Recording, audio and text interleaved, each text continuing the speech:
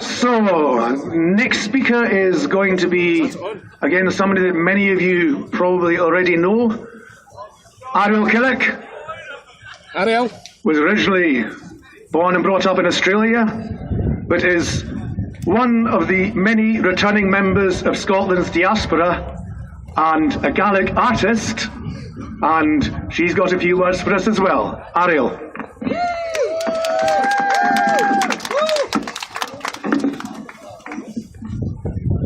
Vielen Dank.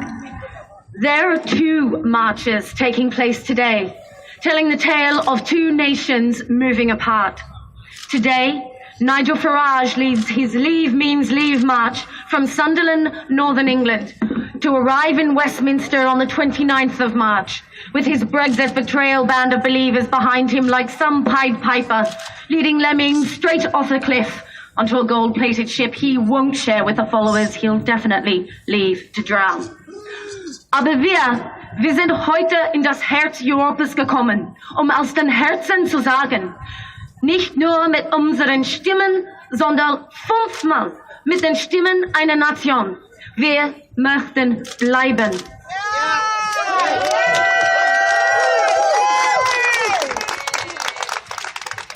But we, born Scots, new Scots, returning diaspora Scots, continental friends of Scotland and more, have come to the very heart of Europe today to say from the heart, not just with our voices, but with the votes of a nation 5 times, we want to stay. Wir möchten bleiben.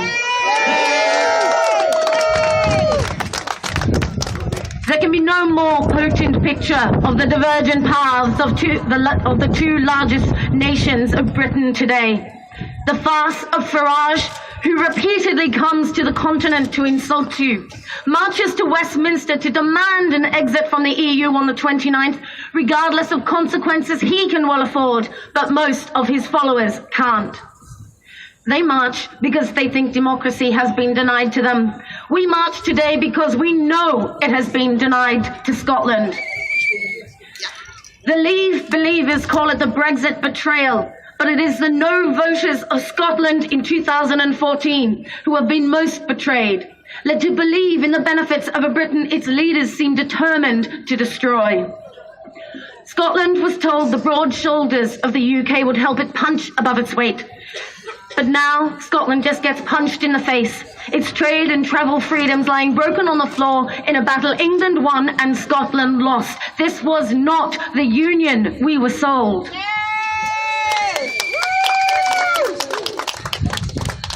When Scotland voted no in 2014 to stay in the EU, when Scotland voted to remain in the EU in 2016, when Scotland elected a majority of MPs on an anti-Brexit manifesto in 2015, in 2017, when a majority of Scottish parliamentarians at Holyrood voted for a second EU referendum in 2018, and Scotland's votes and voices are still ignored. This is not the union we were sold.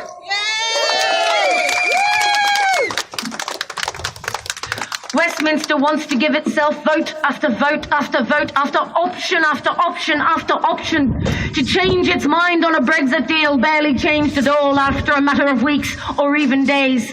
Yet Scotland denies the people of Scotland the option of a referendum Holyrood has repeatedly earned a mandate for, to defend itself against a material change Scotland never voted for. Former German President Christian Wolff once said that the Berlin Wall worked against its own people. Many would say the same of Brexit and British politicians today, working particularly against Scotland, who has constantly strived to protect its economy and citizens, Scottish and EU alike, while Westminster works to protect the interests of billionaires who bankrolled Brexit in a campaign based on lies and negotiated on fantasies.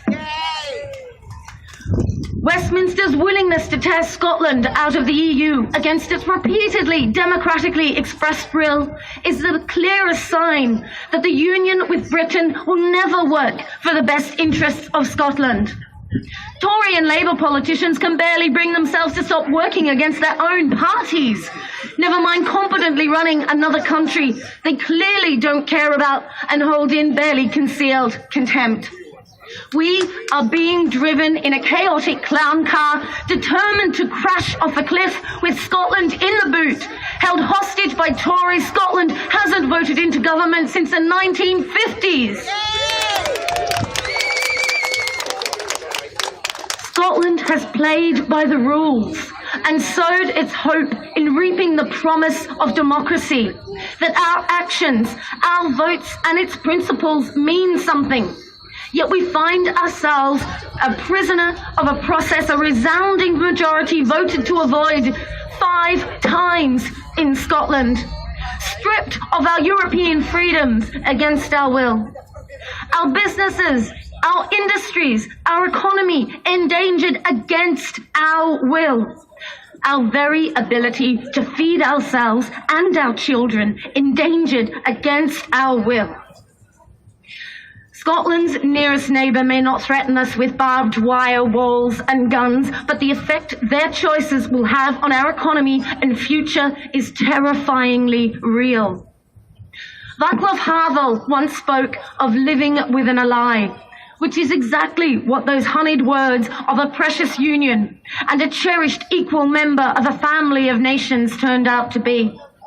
We no longer wish to be a nation living within a lie, in a union that claims to care for us, but constantly treats our leaders and all their contributions and compromises with contempt, forcing us into a future we repeatedly have voted to avoid. And that contempt Westminster has shown to our elected representatives. We've seen it beating sevenfold the backs of the disabled, people of colour, the poor and misfortuned, attested to by no less than the United Nations itself. We have seen the effects of that austerity by the number of their graves, the gravity of their suffering, and the growing numbers of food banks. Scotland's leaders were not elected to save us from this carelessness of Westminster, but to forge a better future. That is the day job. The Britain that demands Scotland be held hostage on a ship as it heads for the iceberg is not a union that's fit for our future.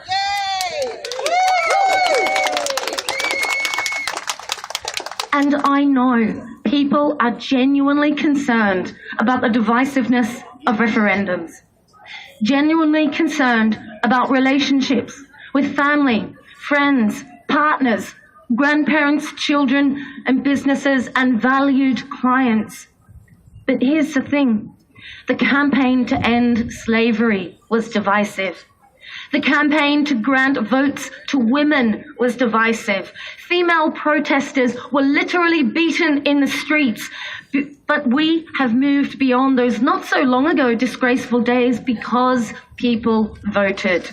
For once, we found ourselves on the right side of history. But we will no longer be on the right side of history if we stand by while a handful of DUP MPs can hold more sway over the future of Scotland than our own democratically elected Parliament. We will no longer be on the right side of history if we stand by while the number of London MPs alone can always outvote all of Scotland's MPs from all parties. And we will no longer be on the right side of history if we stand by in silence. In 2014, many of us erred on the side of caution to stay in a union that has only rewarded us since with constant contempt. The debate is difficult. It will be divisive, but it is a discussion we need to have. The fact is, there is no end point of history or in the evolutions of nations any more than there is an end to births or an end to deaths.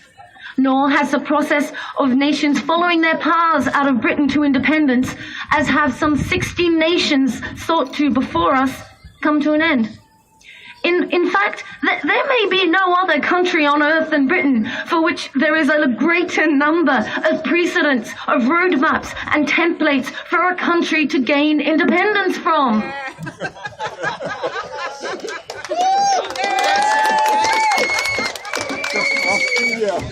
In a city whose evolution was an example to the world of peaceful transitions to freedom, we also come here knowing independence for us also means interdependence, not isolationism or imperial delusions. A UK government that speaks of enhanced lethality and increased mass is one that has learnt nothing and changed little from the long-gone days of colonialism, still seeking to stoke the embers of empire, to fire up its future and rule the waves whilst waving the rules. It's true that Scotland also has its own shameful history via its role in the many wrongs of slavery and colonialism. But you will not find Scotland's current leadership like those of Westminster, whose poor excuses for foreign secretaries have disgraced themselves more times recently than Scots care to remember. But you can find them as they are, right now, representing a country that voted 5 times to stay with you, to stand with you, and do the hard, always evolving work of government and representing our fellow citizens, to work with you and create a better European Union for all.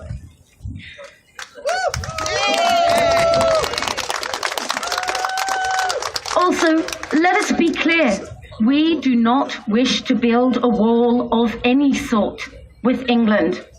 Cross-border friendship, diplomacy and trade will always be both welcome and necessary.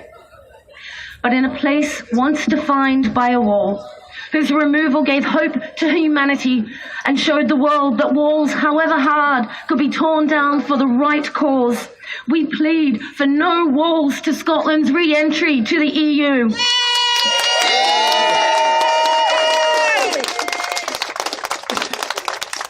So many in today's European Union felt the benefits that began when that wall was brought down, reuniting a nation and removing regimes that worked against their own people. So today, we ask you, please remember your past when you think of Scotland's future. Dolgarja agus ceolcaracha Celticha inéring le rodel Coinigi a Wincha na Halaba. We did not vote for this. And today in Berlin, we ask for no barriers to block Scotland from coming back to you, helping our belief may become reality, that a nation of EU citizens for over 40 years that voted 5 times to remain with you will soon be back with you.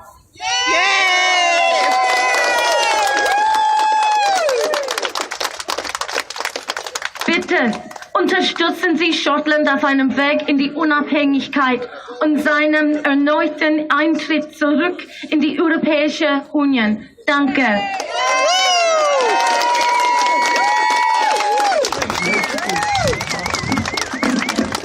Thank you very much, Ariel. That was brilliant.